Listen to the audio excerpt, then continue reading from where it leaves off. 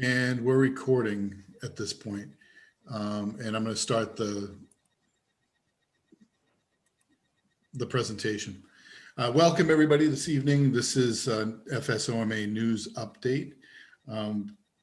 We like to cover trends and topics impacting the practice here in Florida. And we've got a couple of new things to cover. We just had elections. So the board of directors has been reseated and some newly named people have joined the board. Myself, of course, I'm David Bibby. I'm the president of our association. Jennifer Broadwell is our new vice president. Rafael Perez is continuing in the treasurer's role. And Joshua Jackson is our new secretary. Hong Jin He is a director, Gretchen Gonzalez as well, and we welcome Demita Hartz as a new board of director member. So we had a strategic planning meeting earlier in just last month, covered topics for 2021, and we have new initiatives regarding membership, fundraising, legislative issues, all things that are related to supporting the profession and the members specifically and in general. One of the questions that we've been asked by a number of members is about the timeline for receiving vaccination for COVID-19 as licensed healthcare professionals. And this is a chart that was provided by the Department of Health in Florida. It's their vaccination availability timeline. And you can see it says draft, but the entire program is still in draft mode, even though it's being rolled out. The phase one covers, starting on the left, on the lower left side, you can see hospital point of delivery for healthcare workers. This is for where it says closed, it's not a like drive-through, drop-in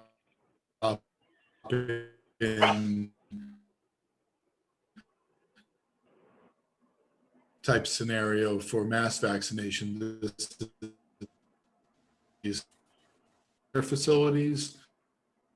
Again, their patients, residents, and staff.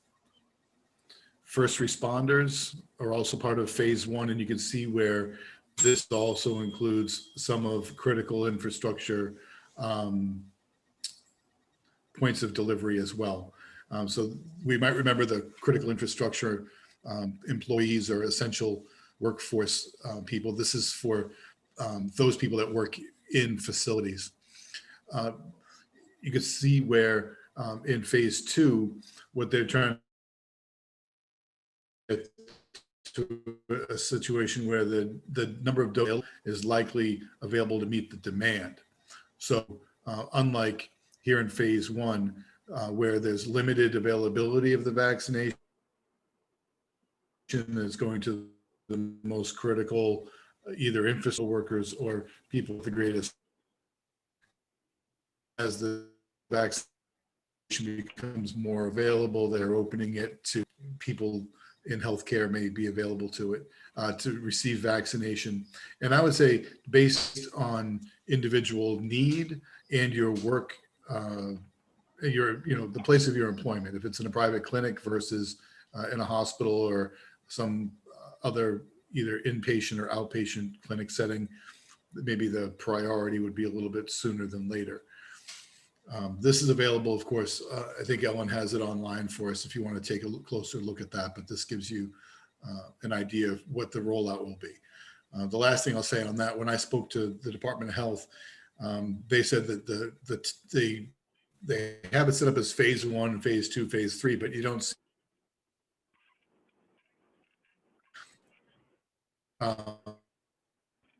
timeline there based on calendar.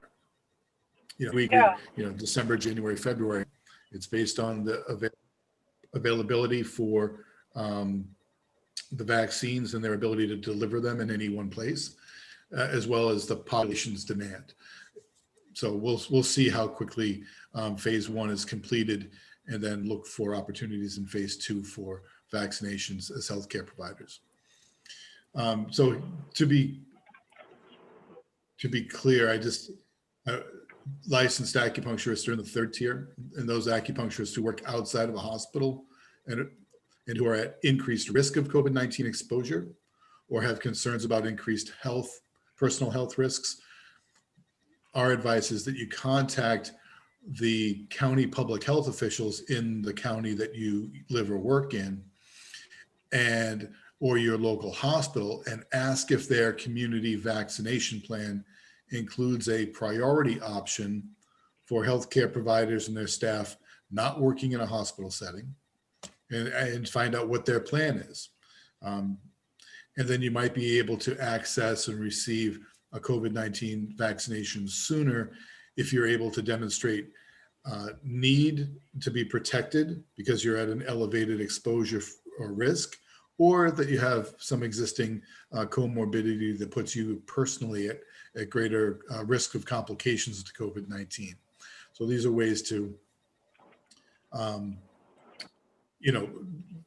access the vaccination sooner than later. If none of those things apply, then you'll likely be in phase 3 where, supply,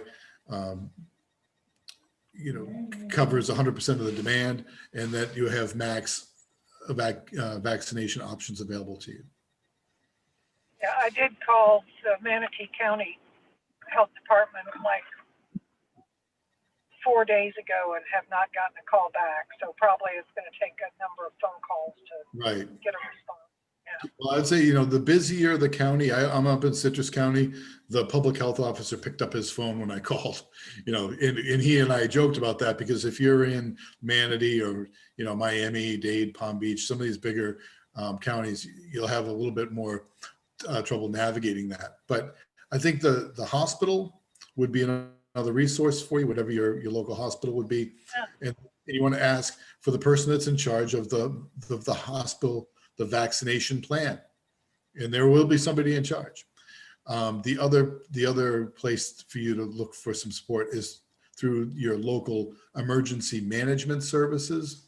These are the same people that do disaster planning and whatnot, but they are coordinating the response to the mass vaccination project here in Florida. So emergency management services is another option.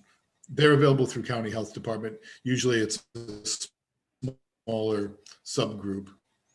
And so we thought we'd provide a little bit of information about some early information about adverse events related to the vaccine, just to be aware of them. I think largely this is going off in a positive way, but there have been reported incidences of things like chills, fever, fatigue, minor headaches. Certainly, like any vaccination, anaphylaxis is possible, and it has been recorded. Some people are managed with an EpiPen or Benadryl. Other people have to be hospitalized. The FDA had provided recommendations for watching and monitoring for a Bell's palsy reaction, as well with COVID-19. This is something that we see with flu vaccinations and other vaccinations as well. So based on our training, it doesn't come as a surprise that we see it with the COVID-19 vaccination.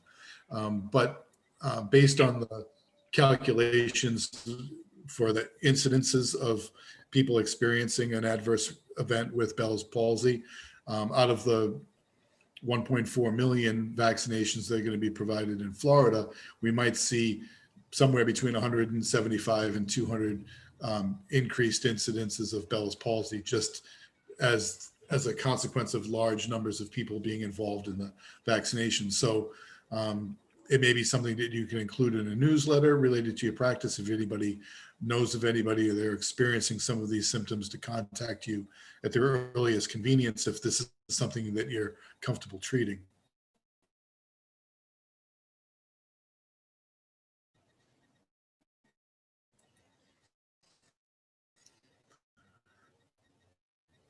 Did have found from a number of members or legal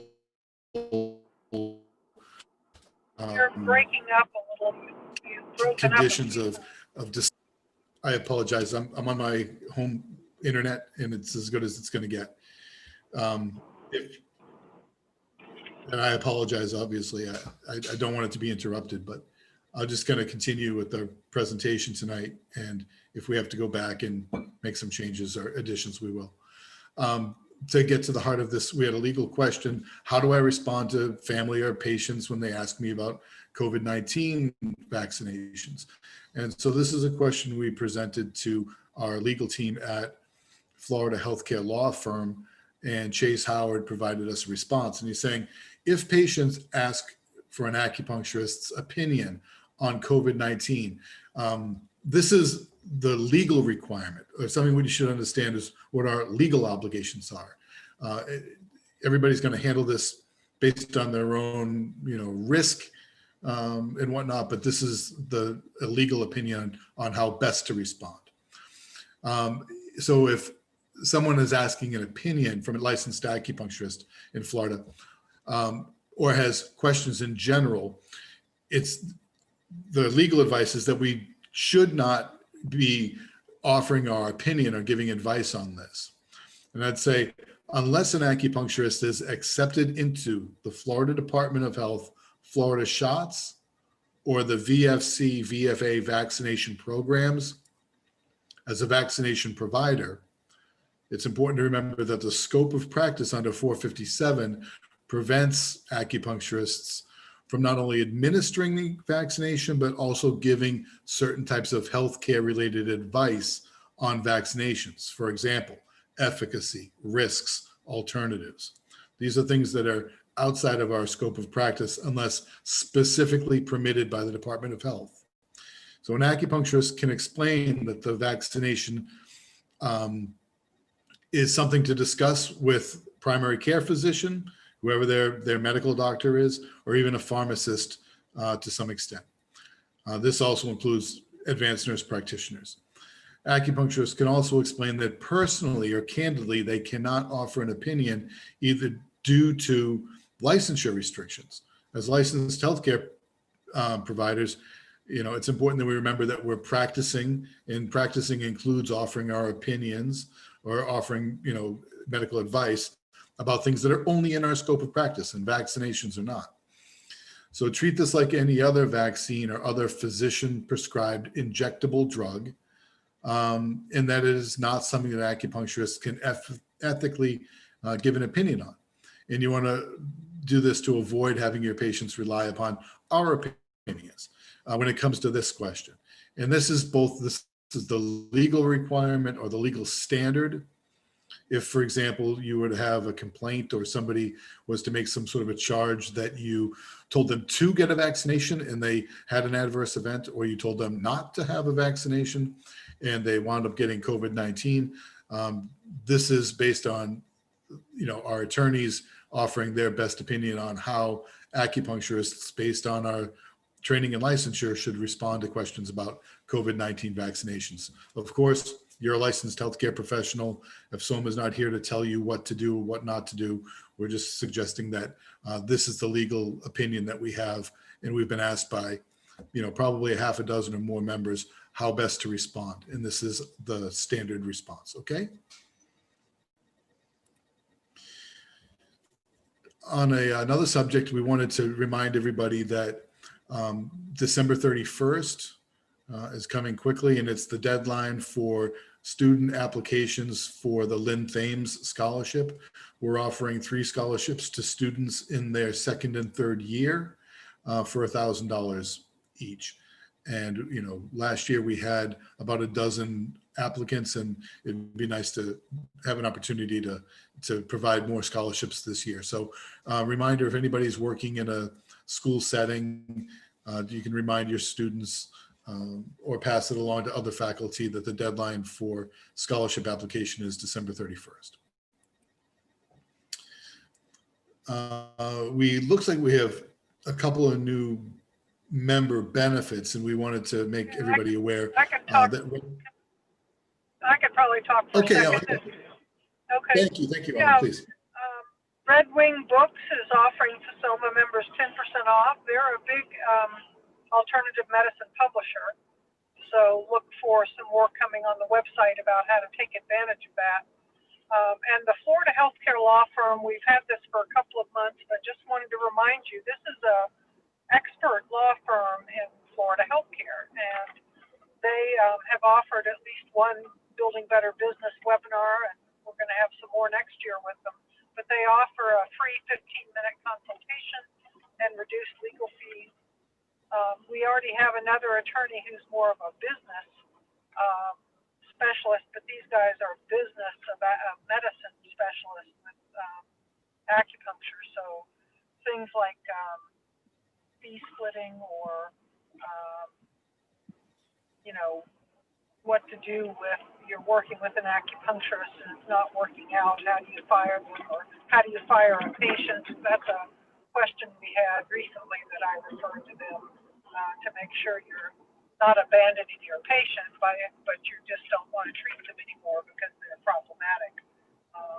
So there are a bunch of different things, and I can't think of all the examples, but they're a great team. They've helped us so far quite a bit as well. Yeah.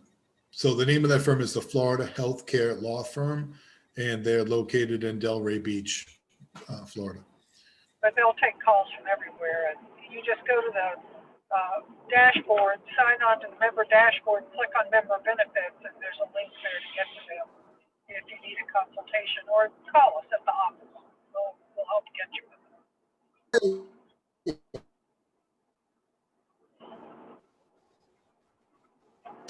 To the next slide, this is on the human trafficking course. We want to make sure that everybody is aware of and has taken the 1-hour CEU on human trafficking by January 1st. And that's just a few days away now. So January 1st, 2021.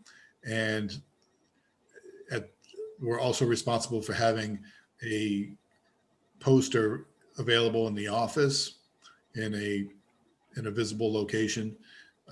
We made them available to members through the office, but they're available for download at the Department of Health as well.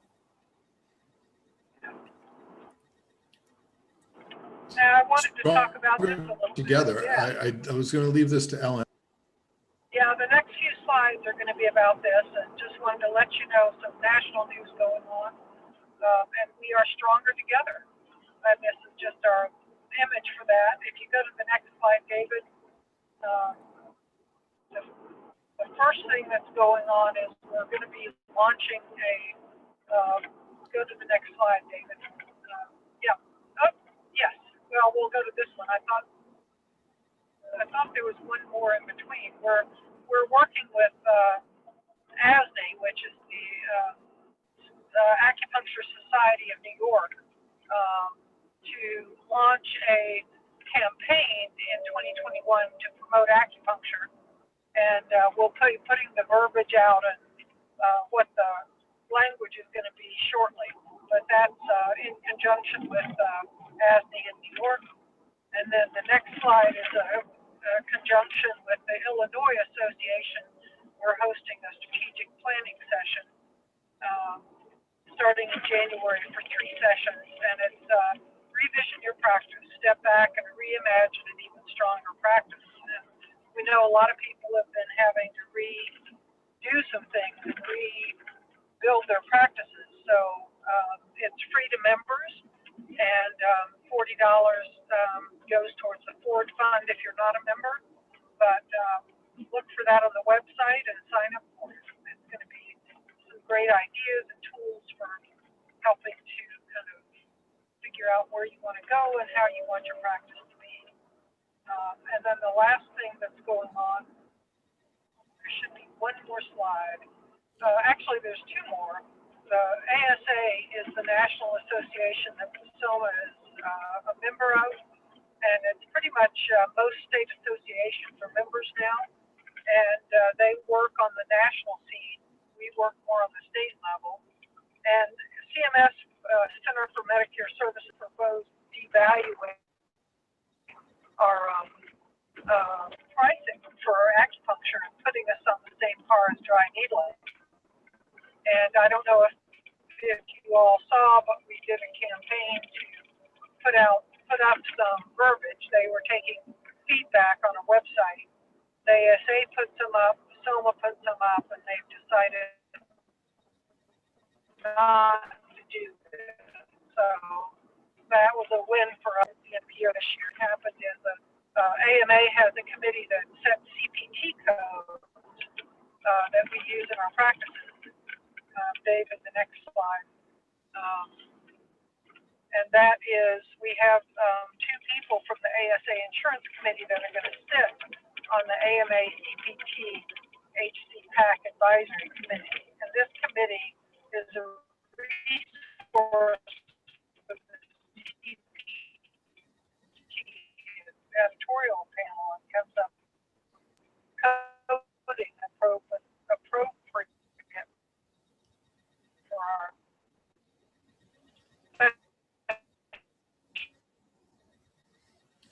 Ellen, I'm going to step in just for a second because you're breaking up pretty badly. So I just want to. I think it's 11 is coming out and does have a whole nomenclature and coding. So there's a lot happening coming up that we need to stay aware of. Okay. So thank you, Ellen. We got probably 75% of that. So I just want to just reiterate a couple quick things. If on the audio is that for the first time in these many years, acupuncture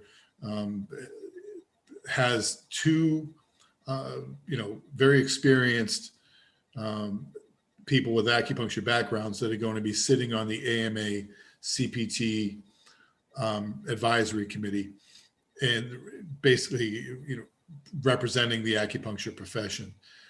Historically, when the AMA CPT advisory committee, created the CPT codes or discussions about how the CPT codes were going to be used, it was done by non-acupuncturists. And I think this is really something that's very positive for the profession to finally have stakeholders at the table who are familiar with and can properly communicate standards of care related to the procedures for acupuncture. And this is only a good thing. I was very, very pleased to see this. And Ellen's previous comments were that there was discussion at CMS to reduce the reimbursement and make some changes to the use of the CPT codes for Medicare billing. And they decided not to do that. So it's going to remain as it was when they issued it back in January 2020. And, there'll always be more discussions about, rate reductions or using those codes in different ways. But for the time being, they're preserved. And that's more good news. Thank you. Ellen, do you hear me okay? Yeah. And if you can hear me, the CMS Medicare rates affects insurance rates, not just Medicare. So if they change those, it would have affected everything. No, it's excellent. It's a very important point because it's the standard for VA, for workers' comp, for all of the private insurance and all of the semi-private insurance plans now that include acupuncture benefits. So it has a trickle-down effect that would affect income on every policy that would otherwise have acupuncture benefits related to. So like I said, more good news. That's the end of the presentation. And I was going to say there were just two topics that I would speak to quickly. And one of them was the CMS. There is some billing challenges going on. And the other was going to be on the National Electrical Code. Did you want me to cover those this evening quick? Yes, please. Okay, guys. So two separate issues, but since we were just talking about CMS, I'll stay with that. FSOMA's had some feedback from a couple of different acupuncturists who are working in and with medical doctors to provide acupuncture services under original Medicare, which requires the supervisory role that you may be familiar with. That's part of the national coverage determination from CMS. Well, in Florida, we have a contractor that all of the claims are processed for Medicare. They're submitted through a single contractor to Medicare. And there's been some questions about whether or not that was programmed properly. And instead of billing acupuncture services based on 12 treatments, they had programmed their computer to do it on 12 units only, which, under the CMS billing procedures, we're allowed to use up to 3 units per treatment. Obviously, an initial unit like 97810 and up to 2 additional units of 97811. The same applies to eSTIM billing codes. But instead of having it coded properly on the contractor side for Medicare, it was contracted and limited to 12 units total. And they started denying claims after the 13th unit.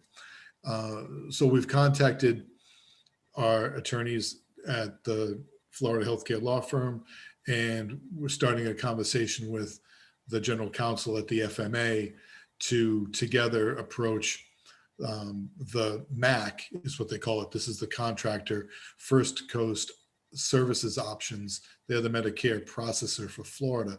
So if there's any acupuncturists on the line, or if you know of anybody that's been having difficulty with original Medicare, this doesn't apply to Medicare Advantage and Part C at all. This is just original Part B Medicare that has to be done through a physician's office. I wanted to let you know that FSOMA is aware of the problem, and we have attorneys that are putting together a call with the people at First Coast to request an audit of their processes for acupuncture procedures, to make sure that they're in alignment with the CMS standard that was provided in the national coverage determination, as well as a local coverage determination. And we're trying to get to the bottom of that. And I should have an answer probably by the end of the year. The last item that we thought was newsworthy was that we were contacted by some new acupuncturists to the state. They'd relocated from the West Coast and are opening an office in Sarasota County. And when they were going through their licensing permitting options, they were approached by a building official from the building department who had told them that based on their use of the space, that they would be required to do an electrical upgrade based on something quite specific in the NEC. It's the National Electrical Code. There's something called Article 517, which is specific electrical requirements for healthcare facilities. And because patients would be seen and treated in that office, that he was going to recommend and required that they made this electrical upgrade. And unfortunately, it was going to cost somewhere between $7,000 and $10,000 to do what they called redundant grounding and a couple of other things to the electrical requirements of that office space. So FSOMA, provided a response to the building department and had an opportunity to speak with that building official a couple of times, to the fellow at the building department. And he sought an opinion from their association that is responsible for interpreting Article 517. And in the end, we had good news. They said that, at this time, it was a little unclear based on the codes as to whether or not only acupuncturists, but some other types of healthcare providers like psychiatrists and psychologists, and even pharmacies, now that they're doing injections and for flu and other vaccinations, as to whether or not all of these types of facilities were going to have a change in their building code requirements. So I mentioned that because if anybody's changing offices or they encounter this same question again, or know somebody who's wrestling with this question, we have a statewide opinion that at least until 2023, there will be no reclassification of an acupuncturist's office that would require the upgraded electrical requirements. And this is largely due to the fact that we don't sedate patients, and we don't use things like, respirators or life support the same way you might in an ambulatory surgical center or someplace even in a medical doctor's office, if they're doing anesthetizing people and whatnot, they have these redundant requirements to make sure that if there's a power surge or failure, that any life-saving equipment remains operable. So for the time being, acupuncturists are able to continue operating with their standard building code requirements and nothing that's enhanced. If you hear anything differently or you have any questions about that, contact Ellen. Okay. That concludes my comments this evening. And I was going to say, if I can, I'll get over to the Q&A and make sure that we're getting to questions. Yvonne was saying that when you moved to your current office some years ago, you had to upgrade. It cost about $2,400. The idea, slightly different from the question. Yeah, I'm not sure what the condition of the wiring was in the place that you were moving into, but it sounds like they may have asked you to do some enhanced upgrade. But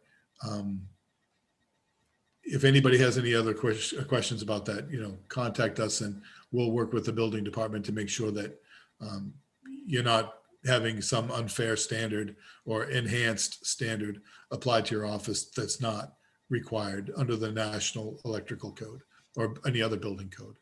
Okay, guys? Light switches in each room. Yeah, there you go. Oh, yeah. So Yvonne, I see that. In this instance, Yvonne's making the case that the light switches were for individual rooms as opposed to a master switch that might use for hallways and treatment rooms. Excellent.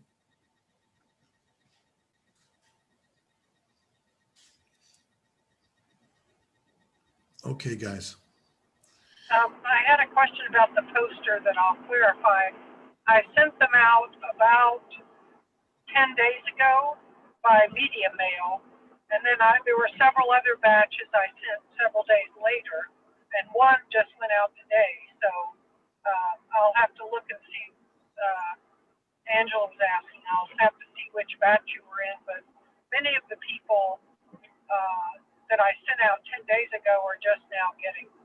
So with holidays and it being media mail, it's a little slow. But if you don't have it by Wednesday, let me know. I have more. I can just send another one out. Thank you, Ellen. I don't see any more questions in the Q&A or the chat, and so I'm going to stop the recording and just invite anybody that has any questions to email Ellen, or you can email me at david@fsoma.org, and we're happy to answer any questions. Okay. Yes, thank you all for coming. And please, call us, email us, let us know how we can support you. Okay. Thank you, Ellen. Good night, everybody.